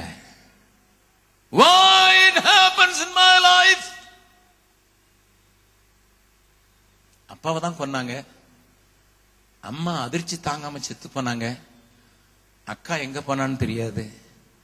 எனக்கு ஒரு ஆதரவா இருந்த ஒரு அக்காவும், அவளுக்காகவாது நான் வாழ்வேன் என்று சொன்ன இந்த அக்காவும் போயிட்டாங்கன்னு சொல்லிட்டு தெருவில் பைத்தியக்கார மாதிரி போகும்போது ஒரு சுவிசேஷ கூட்டம் நடந்துட்டு, அந்த கூட்டத்துல ஒரே ஒரு கேள்விதான் கேட்டார் அந்த பிரசங்கர், நீ யாருக்காக வாழ்கிறாய்? He was affected. யாருக்காக வாழ்கிறாய்? யாருக்காக வாழ்கிறாய்? யாருக்காக வாழ்கிறாய்? அந்த கூட்டத்தை அவனால உட்காரவும் முடியல, உள்ள போகவும் முடியல. இந்த வார்த்தை மாத்திரம் அவனை துளைக்க ஆரம்பிச்சது. யாருக்காக வாழ்ற? அவன் தனக்குள்ள சொல்லி பண்ணா, எங்க அக்கா அந்த துரோகிகளுடைய கைகளிலிருந்து பிடித்து இழுத்து கொண்டு வந்து அவளுக்காக வாழலாம் என்று நினைச்சான். அடுத்த நாள் பத்திரிகையில அவங்க அக்கா பிணம் குளத்துல கிடந்ததை போலீஸ் கண்டுபிடிச்சிருந்தது. இந்த துரோகிகள் 4 பேரும் கொண்டு போய் அவளை கெடுத்து கொன்று போட்டிருந்தது. போய் சொல்லுவதற்கும் தைரியம் இல்லை, இவங்க தான் எழுதிட்டு போனாங்கன்னு சொல்றதுக்கு தைரியம் இல்லை. தனக்கு உயிர் மேல ஓ நாளுதான் அழுது அழுது அழுது அழுது முழு குடும்பத்தையும் கெடுத்து விட்டார்களே பாவிகள் என்று சொல்லி ஏங்கி கொண்டிருந்த போது ஆண்டவருடைய சத்தம் மறுபடியும் கேட்டது, யாருக்கா வாழ போறேன்? அவன் தன்னையே கேட்டுக்கொண்டான், நான் ஒருத்தன் தான் இருக்கேன், இனி I will live for me, I will live for me. எனக்காக வாழ்வேன், எனக்காக வாழ்வேன். உழைச்சி எப்படியாவது ஒரு வீட்டை கட்டுவேன், உழைச்சி ஒரு நல்ல திருமணத்தை செய்வேன், உழைச்சி பணம் சம்பாதிச்சு அந்த துரோகிகளுக்கு நான் காண்பிப்பேன், என்னால வாழ முடியும்னு காண்பிப்பேன்னு சொல்லி எனக்காக வாழ்வேன் என்று தீர்மானித்து மறுபடியும் அதே ரோட்ல போகும்போது அங்க அந்த கூட்டம் நடந்துகிட்டு இருந்தது, தொடர்ச்சியான கூட்டங்கள். அங்க போய் என்னதான் சொல்றாங்க, எதுக்கு தாங்க அந்த கத்துனாங்க, யாருக்காக வாழ்றேன்னு? அங்கதான் இயேசுவின் அன்பு அவனை தொட்டது. அனாதையாய் அலைந்து கொண்டிருக்கிறாய் நீ என்று பிரசங்கி அறிவனை அறியாமலே சொன்னார். உனக்கு யாரும் இல்ல, நீ உனக்காக வாழலான்னு தீர்மானிச்சுட்டு நீ அனாதையாய் நடந்து கொண்டிருக்கிற உனக்கு உன்னை உபயோகப்படுத்தி உன்னை காட்டிலும் அதிக வேதனையில் உள்ள ஆயிரங்களுக்கு பயன்படுத்துகிற ஒருவர் உன்னை அழைக்கிறார் என்கிற சத்தம் அவர் கேட்டுச்சு. அந்த மனுஷன் ஒரு மிஷினரி கால் கொடுத்துக்கிட்டு இருந்தார். இவனுக்கு சுவிசேஷமே தெரியாது. அவர் மிஷினரி கால் கொடுத்தவர் இயேசு கிறிஸ்துடைய சிலுவையின் அன்பை சொல்லி சொல்லி, இயேசு கிறிஸ்து இப்படியாக உன்னை நேசித்து தன் உயிரை கொடுத்ததுனால உன்னை நம்பித்தான் பல கோடிகளை இந்த உலகத்துல விட்டிருக்காரு, நீ மற்றும் அவங்களுக்கு வாழ்றதுக்கு ஒப்பு கொடுத்தீங்கன்னா உன் வாழ்க்கையில ஒரு பெரிய புரட்சி உண்டாகும் சொல்லி ஒவ்வொரு வார்த்தையும் இவனுக்காகவே பேசினது போல இருந்தது. He came back home. வீட்டுக்கு திரும்பி பார்த்தா again those 4 people are standing before his door. 4 பேரும் வீட்டு வாசல்ல நிக்கிறாங்க. வாடா வா அப்படின்னு கூப்பிடுறாங்க. என் உயிரையும் அழிக்கிறதுக்கு தான் வந்துட்டாங்கன்னு நினைக்கும் போது வீட்டை கதவை தர பயந்து போய் கதவை திறந்த போது அவர்களும் வந்தார்கள். நெடுஞ்சாங்கனையா காலில் விழுந்துட்டாங்க. இவனுக்கு ஒண்ணுமே விளங்கல, ஏன் இது நடக்குது, ஏன் நடக்குது? இந்த 4 பேர் தானே என் அக்காவை கொண்டு போனாங்க, இந்த 4 பேர் தானே எங்க அப்பா துண்டு தானே, ஏன் காலில் விழுறாங்க? தம்பி மன்னிச்சிரு, உன் குடும்பத்தையே கருவு இருக்கணும்னு யாரோ ஒருத்தர் கொடுத்த காசுக்காக நாங்க இப்படி பண்ணிட்டோம், நீ எங்களுக்கு ஒரு வழி சொல்லி கொடுப்பா. நாங்க ராத்திரி தூங்க முடியாம கஷ்டப்படுறோம், 4 பேராலையும் தூங்க முடியல, ஒரு நல்ல குடும்பத்தை அழிச்சிட்டோம்னு 4 பேரும் கதறிக்கிட்டே இருக்கிறோம், கொஞ்சம் அற்ப பணத்துக்கு யார்கிட்டயோ பணம் வாங்கி இதை செஞ்சிட்டோமேன்னு சொல்லி அலறோம். ஆனால் நீங்களை காட்டி கொடுக்கலப்பா, உனக்கு ஆபத்துன்னு தெரிஞ்சு நீ காட்டி கொடுக்கல, உன் கண் முன்னால நாங்க எல்லாம் செய்தோம், நீ காட்டி கொடுக்கல, எங்களுக்கு நீ தான் வழி காட்டணும். மறுபடியும் ஒரு சத்தம் கேக்குது, யாருக்காக வாழ போகிறாய்? யாருக்காக வாழ போகிறான்? இப்பதான் நான் இயேசு கிறிஸ்துனுடைய சரித்திரத்தை கேட்டு வந்திருக்கேன்னு சொல்லி உங்க 4 பேரையும் உட்கார வச்சு என் வாழ்க்கையில முதல்ல ஒருத்தருடைய சரித்திரத்தை கேட்டேன். சிலுவையில அரைஞ்சவங்களையும் பார்த்து, பிதாவே இவர்களுக்கு மன்னியும், தாங்கள் செய்தது என்னதென்று அறியாமல் இருந்தார்கள் என்று சொல்லி அவர் ஜெபம் பண்ணதுன்னு அந்த ஆள் சொன்னாரு. அந்த இயேசுவை நான் என் இருதயத்துல ஏற்றுக்கொண்டதுனால உங்களை மன்னிக்கிறேன். நீங்க வெளியே போனா மாட்டிக்கிடுவீங்க, ஏன்னா காரியம் வெளியே வந்ததுன்னா நீங்க மாட்டிக்கிடுங்க. உங்களுக்காக நான் உழைச்சு உங்களுக்காக வாழ விரும்புறேன்னு சொல்லி வீட்டுல வச்சு 3 மாசம் அந்த 4 பேருக்கும் சோறு போட்டான். I am not telling a story, I am telling a real thing. 4 பேரையும் 3 மாசம் சோறு போட்டு அவங்களுக்குள்ள ஒரு பெரிய மனத்தெளிவு வந்த போது இன்றைக்கு வேறொரு பட்டணத்துக்கு போய் அந்த 5 பேரும் ஒரு டீமா ஒர்க் பண்ணிக்கிட்டு இருக்காங்க. தம்பி, தங்கச்சி, கொஞ்சம் யோசித்து பாரு. நீ மாத்திரம் யாருக்காக வாழ்கிறாய் என்கிற அந்த ஒரு கேள்விக்கு மாத்திரம் பதில் கண்டுபிடிச்சிட்டீன்னா நீ அசதியாவே இருக்க மாட்ட. என் ஆண்டவர் என்னை எங்களை எகிப்திலிருந்து கொண்டு வந்து செங்கடலை எங்க பிரிச்சு யோர்தான கடக்க வச்சு வனாந்திரத்தில் நடத்தி இந்த ஊருக்கு கொண்டு வந்த நோக்கம் இந்த தேசத்தை சுதந்திரிக்கிறதுக்கு. மறந்துட்டோம், யாருக்காக வாழ்ந்துட்டோம். கொஞ்சம் வசதி கிடைச்சா அங்கேயே இருந்துரும் சொல்லாம, இல்ல தேவன் எந்த நோக்கத்தோடு எங்களை இந்த கொண்டு வந்தாரோ அந்த நோக்கத்தை நிறைவேற்க ஒப்பு கொடுக்கிறோங்கிற அந்த ஒப்பு கொடுத்தல் மாத்திரம் உன்னை தொலைச்சிருமானா? You cannot be alone. அந்த தம்பி என்கிட்ட அந்த கதையை சொல்லும் போது நான் ஏங்கி அழுவேன்.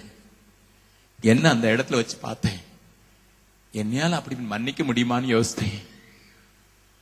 நான் அவங்ககிட்ட கேட்டேன், தம்பி எப்படிப்பா அவங்கள மன்னிச்சு அவங்களே இன்னைக்கு டீம் மெம்பர் ஆக்கி அவங்களையே உடன் ஊழியக்காரராக்கி, அண்ணே என்னைக்கு நான் எனக்காக வாழ மாட்டேன்னு சொன்ன அது ரொம்ப சாத்தியமாயிட்டு, இனி எனக்காக நான் வாழ முடியாதுன்னு என்னைக்கு தீர்மானிச்சுன்னா அது சாதாரணம் ஆயிடுச்சுனே. நீங்க வந்து வேணா பாருங்க, நாங்க 5 பேரும் எப்படி இருக்கிறோம், நகமும் சதையுமா இருக்கிறோம், எங்களை ஒருத்தரும் பிரிக்காதபடி அப்படி சொல்லிட்டு ஒரு வசனத்தை சொன்னா, இவைகள் எல்லாவற்றின் மேலும் நாம் அன்பு கூறுகிறவர்களாலே முற்றும் ஜெயம் கொள்ளுகிறவர்களா இருக்கிறோமே. உபத்திரவமோ வியாதியோ பட்டயமோ பாடுகளோ பிரிக்காதுன்னு சொல்லிட்டு அந்த வசனத்தை சொல்லிட்டு என்னை ஜெபம் பண்ண சொன்ன போது என்னால ஜெபம் பண்ண முடியல. You can be more than a conqueror. அன்பு கூறுகிறனால வெற்றி பெற்றவனாக, வாலிபனே நீ பலவான், வாலிபனே நீ பொல்லாங்கனை ஜெயித்தவன். ஏனென்றால் வேத வசனத்துக்கு விட்டு கொடுத்திருக்கிறாய். யாருக்காக வாழப் போகிறாய் என்பதை மாத்திரம் நீ தீர்மானித்து விட்டு இந்த காலை ஆராதனை உன் வாழ்க்கையை புரட்சி மிக்கதாக மாற்றவும் அல்ல, பொல்லாங்கனை அழிப்பதற்கான வல்ல ஆயுதமாக ஆண்டவர் உன்னை மாற்ற முடியும்.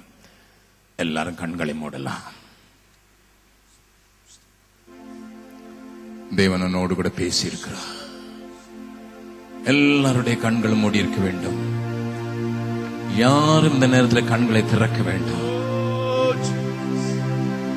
தேவனே, என்னை எப்பொழுதும் எல்லா இடங்களிலும் வெற்றி சிறக்க பண்ணுகிறவரே,